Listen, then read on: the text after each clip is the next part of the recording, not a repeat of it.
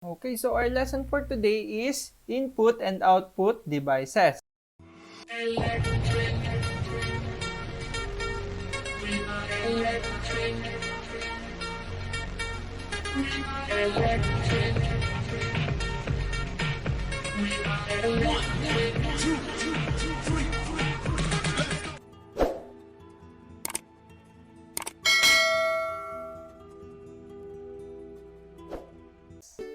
Okay, so any idea what input and output devices is? So, do you ever wonder how information gets in your computer and how comes out in a form you can use? So, it is only possible with the help of devices. So, what is devices? So, devices, it can be defined as the computer or peripherals which are attached to the computer to enter the data and get the desired result. For examples, we have monitor, keyboard, mouse, printer, and etc. So it's like our body. For example, in our body, we have our hands, we have our eyes, we have our feet, we have our brains. So parang computer din po ang ating body. For this one, parang device. Okay? So we have different types of devices. We have the input devices and we have the output devices. First off, we're going to talk about the input devices. Input devices, it is an electromechanical device that can be used to enter data and instructions to the computer. An example of input devices are pointing devices, keyboard, optical input devices, audio input devices, and the video input device. So for the first one, we have the pointing devices. So what is in pointing devices? A pointing devices or device, or sometimes called a pointing tool, is a hardware input device that allows the user to move the mouse cursor in a computer program or operating system. So as you can see, I'm moving my pointing device right now. So the cursor that you can see in the screen that I'm moving clockwise and counterclockwise is the pointing devices. So nakikita niyo po ba? So yan yung ating pointing device. So ginagamit natin ang mouse dyan. Pinapasok ng mouse sa brain ng ating computer yung ating gagawin or action.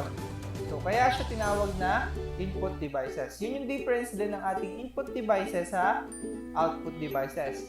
For the input devices, ang ginagawa ng input, nag-i-input tayo papunta sa computer or papunta sa brain ng computer para yun ang gawin niya. Okay, so one of it is the pointing device or pointing devices. So type of pointing devices, we have the mouse, the joystick, the touchpad, and the light pen. For the first one, we have the mouse. So everyone knows what mouse is naman, ano po? So mouse was invented during 1960s by Douglas Engelbart. Mouse can be used to control and manipulate cursor movement and monitor. So types of mouse, we have the mechanical mouse, optical mouse, and wireless mouse. Okay? So, dati meron pa tayong yung dibola. Kung inabot nyo yun, nilalagyan ng bola sa loob. So, mga old school computers na yun. Yun yung ginagamit para mag-scroll yung ating mouse. For now, parang karamihan nyo is laser na yung gamit. Or LED light. LED light pala. Okay, and then we have the keyboard.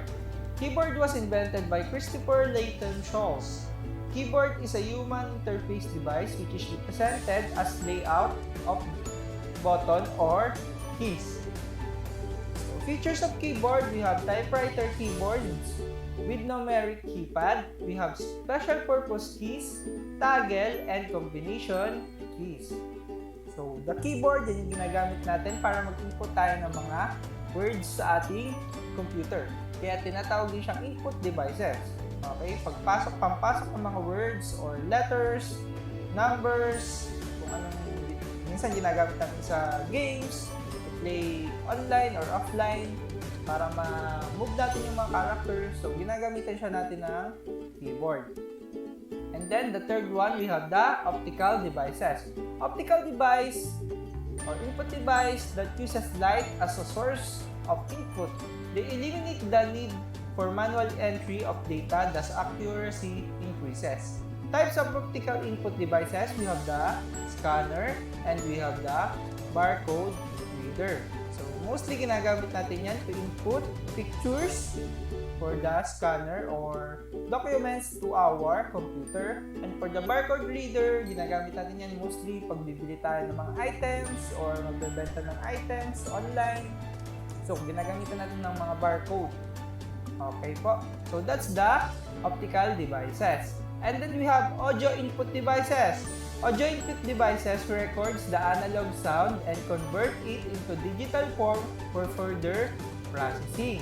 Types of audio input devices. So we have voice recognition, microphone, and music instrument. For example, for this one, I'm talking to you guys. I'm using the headset of my earphones or the microphone of my headset. So, ini-input ko yung voice ko through my microphone and naririnig nyo ako because ginamitan ko siya ng audio input device which is the microphone. Okay po. So, pwede rin tayong gumamit dyan ng keyboards kung meron tayong guitar na na-connect sa computer.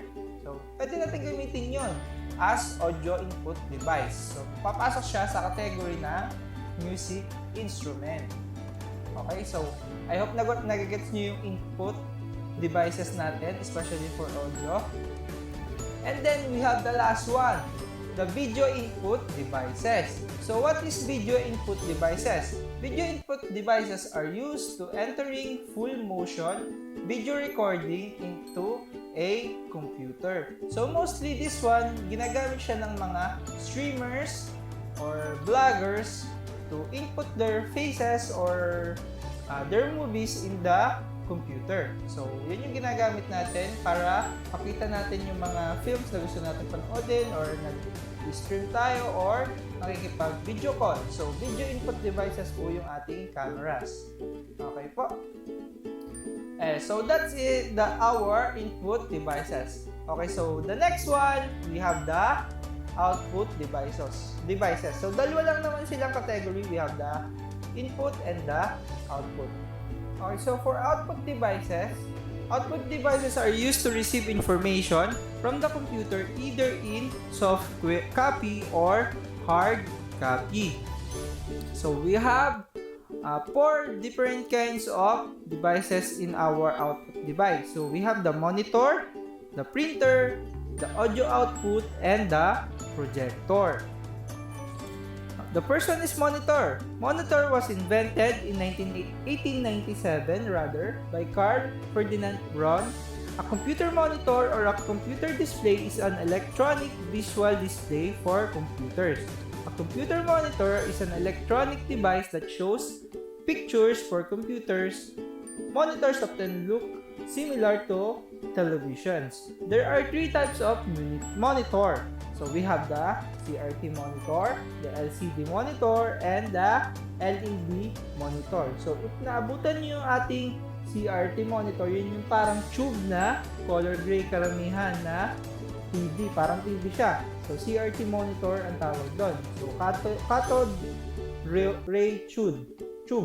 Cathode ray tube yung tawag sa kanya. Yung ibig sabihin ng ating CRT. So ang mostly ang ginagamit natin ngayon is the LED monitor or the LCD monitor. Okay, so yan po yung ating isang output device. So, ba't nga pala natin siya tinawag na output device? Kasi naglalabas siya ng output from the root word itself. Naglalabas siya ng gusto natin makita sa computer. Yan yung screen natin. So, output device yung tawag sa kanya. And then we have the printer. Printer was invented by Johannes Gutenberg.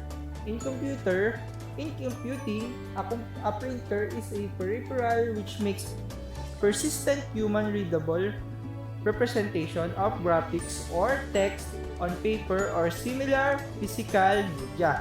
So, meron tayong 2 types of printer. We have the impact printer. An impact printer makes contact with the paper. It usually forms the print image by pressing an ink ribbon against the paper using a hammer or pins. And then we have the non-impact printer. Non-impact printer do not use a striking device to produce character on the paper. And because this printer do not hammer against the paper, they are much quieter.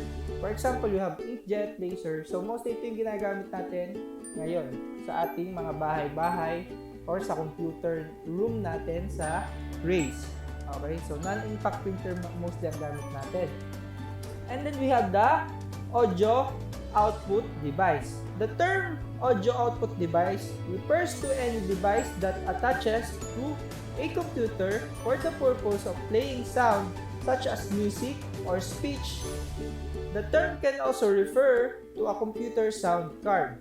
Types of audio output device. So we have the speakers, headphones, and sound card. So given na naman to, so for example, meron tayong earphones, naglalabas siya ng music, ganun din yung speaker.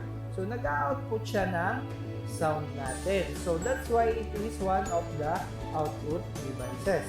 And then the third one, we have the projector. So ginagamit natin ito lagi, di ba, sa ating computer lab. So projector was invented by Charles Francis Jenkins. A projector or image projector is an optical device that projects an image or moving images. So yan, madali naman din explain, naglalabas siya ng ating output para din siya monitor. So ang difference lang, nag-image siya ng light sa mga walls para dun lumabas yung mga output na gusto nating panoodin. And then yun po ang ating input and output devices. Okay, so yun lang po ang video natin. So ang activity natin for today, ang gagawin lang, mag-comment lang dun sa ating video na to. Ilagay nyo sa baba na done para makita ko na natapos nyo yung video natin. And don't forget, ilagay nyo din yung core values na natutunan nyo this week. For example, done, God-fearing. Done/God-fearing. Tapos, for example, pakita ko na sa inyo. For example, punta tayo dito sa video ni PewDiePie. And then, go to the comment section. Pero kung kayo pupunta sa video ni Sir Xavier ha. For example, ito yung video ni Sir Xavier. Ilagay nyo lang dun sa add comment ay done dash yung core values. So, God-fearing. Para nalaman ko kung nanood talaga kayo ng video at kung ano yung connected na core values na na-gain nyo sa ating learnings or tutorial. And then, comment nyo lang. So, ganun lang po. Okay, so yun lang. So, laging tatandaan ng core values natin: God-fearing, respectful, accountable, compassionate, excellent, which stands for grace. Okay? So, yun lang po for our week na ito. So, may the Lord smile on you. Goodbye, class.